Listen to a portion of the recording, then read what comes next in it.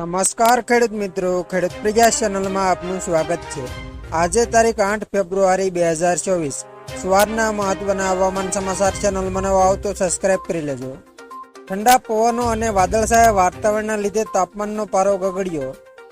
ગુજરાતમાં હાલમાં ઉત્તર પૂર્વના પવનો ફૂંકાઈ રહ્યા છે। ઉત્તર તરફથી આવતા આ ઠંડા પવનોના કારણે રાજ્યમાં ઠંડીમાં વધારો થયો છે। હવામાન વિભાગની આગાહી મુજબ આગામી 9 ફેબ્રુઆરી સુધી ઉત્તર ગુજરાતનું વાતાવરણ વાદળછાયું રહી શકે છે।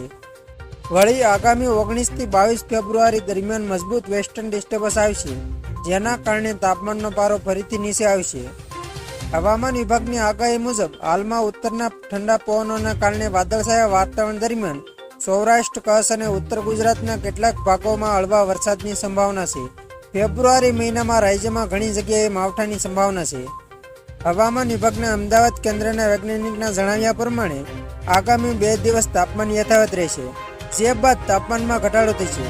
3 દિવસ બાદ 1 થી 2 ડિગ્રી જેટલો પારો ઘટવાની સંભાવના છે। આગામી 5 દિવસ તાપમાનમાં મોટા ફેરફારની સંભાવના નથી।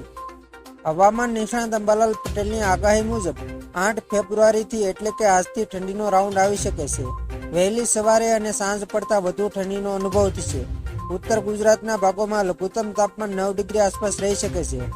જો કે દિવસના તાપમાનમાં વધારો થવાથી બપોરના સમયે ગરમીનો અનુભવ થશે।